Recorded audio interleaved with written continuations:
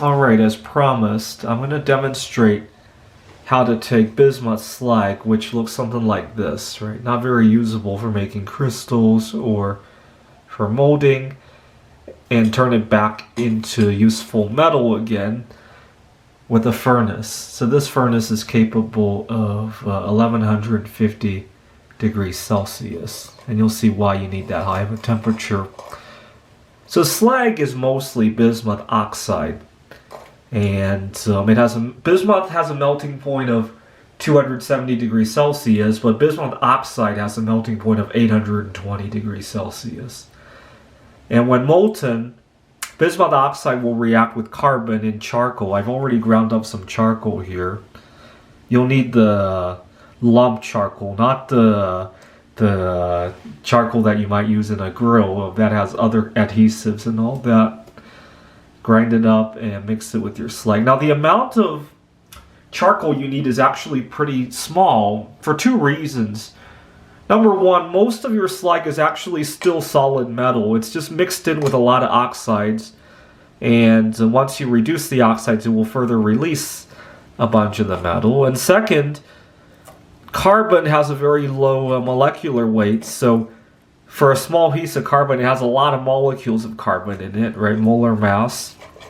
And so even if this were completely bismuth oxide, the amount of carbon you need would still be quite small. So I already mixed in some carbon because I've run this a few times. I always use a lot more carbon than I need, so a lot of it doesn't even get consumed in the reaction. So we're gonna put the slag in here, and we'll heat it up to 850 degrees Celsius, and you can see the reaction when it happens. It will usually start at 830 degrees Celsius as soon as the bismuth oxide is molten, and continue running up to 850. The trickiest part is probably getting all of this into the furnace. Oh, here's a yellow piece of bismuth oxide is actually yellow. So there are quite a few videos online about turning Pepto-Bismol into bismuth metal. Obviously not the most economical way to get bismuth metal, but it's good for demonstrating the chemistry involved.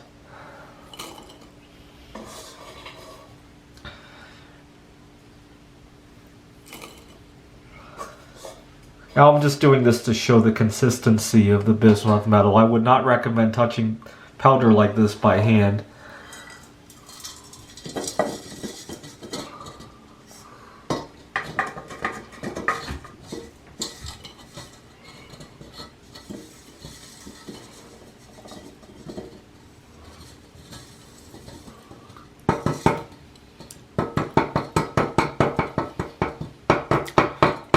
Alright, close the furnace, turn it on, and set it for 800 and set it for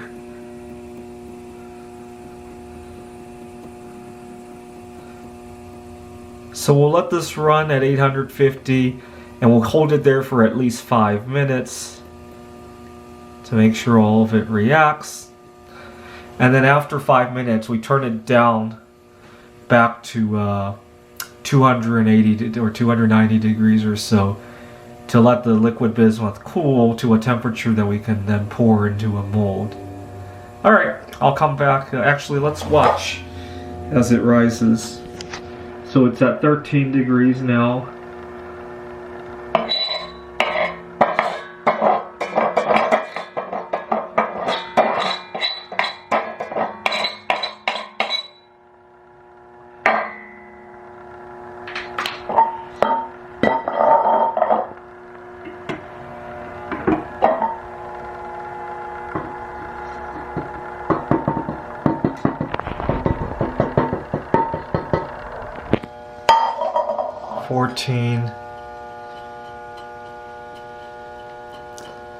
I just took the furnace inside from my car, so it might take a little bit to get to a decent temperature. 15 degrees. Now it's important to make sure you have good ventilation. That's why I'm doing it in the bathroom. I got a window up there because it could make a small amount of carbon monoxide. The overall reaction is the bismuth oxide reacts with the carbon to make bismuth and carbon dioxide. And like I said, very little carbon, especially by weight, is needed because it takes very little mass of carbon to get a lot of atoms of carbon, right? Just because the molar mass of carbon is so much less. Alright, I'll come back to it when it's 850 and show what it looks like inside of the oven. Alright, a few minutes in, we're at 215 degrees Celsius. In a moment, we'll be at the melting point of bismuth. I'll let you guys take a peek. The bismuth will have melted, but the bismuth oxide will stay solid. We can take a peek at what that looks like. Let's see.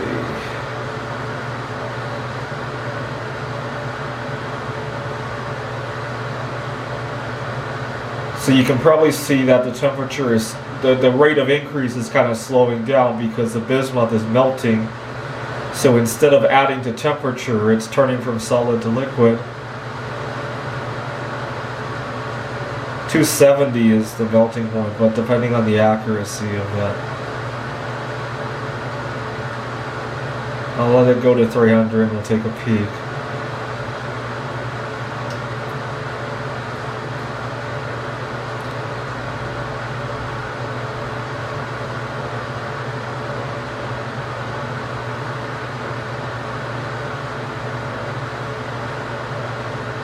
Let's take a look at it.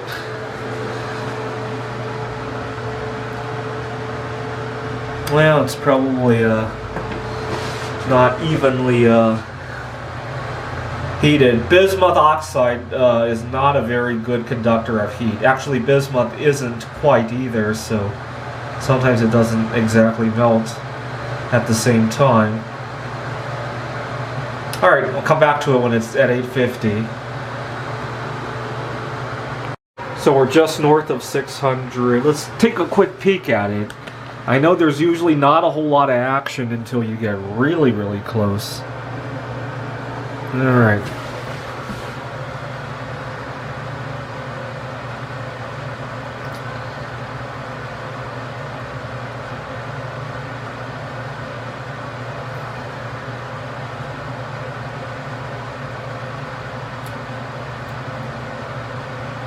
So what I find surprising is how quickly the reaction gets going once the bismuth oxide has melted. Bismuth is a relatively stable metal, right? It's more stable than copper and less stable than silver. So you can think of bismuth oxide as almost being unstable. It wants to give up that oxygen as soon as it can, right? So the molten bismuth oxide, I would almost think of it as being very corrosive and wanting to oxidize the carbon, right? So the reaction usually goes in a flash, as soon as it's molten at least.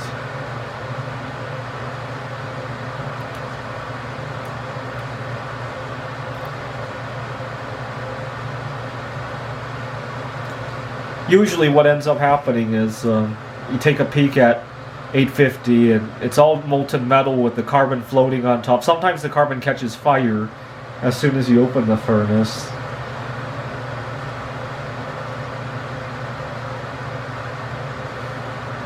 Alright, we're getting close. So you can really see the numbers are slowing down because a bunch of the increase in temperature is now going toward melting the bismuth oxides as opposed to heating the entire system up. I think 830 is the official. Let's look it up. Bismuth oxide melting point is 817. Oh, right here. Right here. So it's going to stick around this temperature for some time, assuming my thermometer is accurate.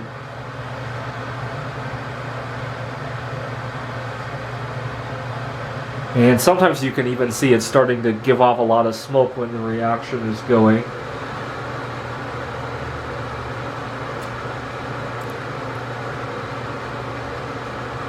I hope you can hear me. I have the vents running. I got the windows open because, like I said, this might produce a small amount of carbon monoxide.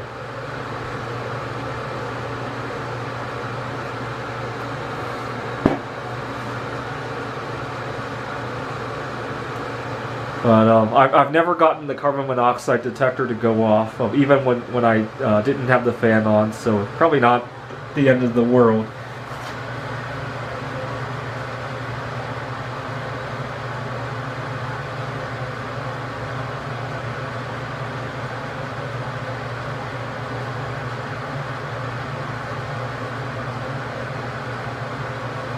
So it's going to stick. Apparently, right now it's at the melting point. That's why it's stuck there. The thermostat might be a little bit off. But now we can take a peek and see what's going on inside. Normally I wouldn't peek because it would just cool everything down, but I want to show you guys. And that's the carbon catching fire. So reaction is going. You saw that there was mostly molten metal with the carbon floating on top and catching fire. We'll let it run for a few more minutes to make sure everything has reacted away. Usually a good sign that everything's reacted away is the temperature starting to shoot up again, because now you just have molten bismuth being heated and no reaction going on. So when that thing starts to shoot up to 845 or so, we can start to turn the thermostat down to let everything cool.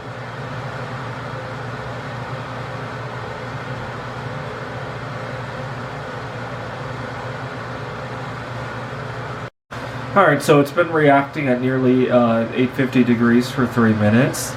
And then the next thing you want to do is to turn the temperature down to about 290, which is just above the melting point of bismuth, and let it cool down. This actually takes the longest, so I'll probably stop recording after this. This could take 45 minutes or so to cool down. But I recommend cooling it in here because this is relatively oxygen free. If you take it out of there or you try to pour something at this temperature, most of it will oxidize, right? Plus you really can't pour this into silicone anyway because the temperature for silicone is only 300 or so degrees, right? You can pour it into graphite, but the color will be way off. I've never had good luck doing that. So I'll just let it cool down to 290. And again, it'll take a while though. If you take it out of there, it will oxidize, so I just prefer to cool it slowly in here. Alright, so it looks like the bismuth has cooled down. And now I can pour it into a graphite mold.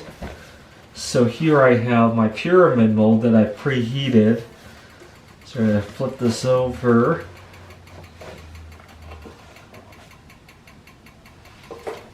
And then using the tongs, pick up the bismuth from the furnace. Hopefully I got the right angle on the camera. The tricky part is figuring out how much you have from the slag.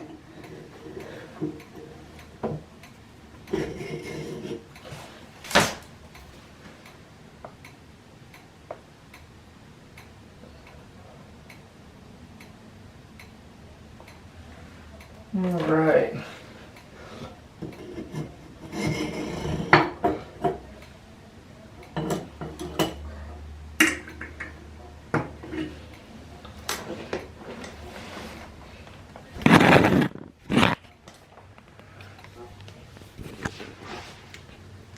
Give that a few moments to solidify. I can already tell from that color that the rest of it is probably going to be a rainbow color, because usually yellow is the hottest. And so toward the bottom you'll probably get all the other colors of the spectrum. Now unfortunately this mold turns out very well, but it's always very hard to get out of the mold after you're done. Sometimes you have to put the whole thing in the freezer, so bismuth contracts a lot more than graphite when it's cold, and so that will relax it to get it out of there.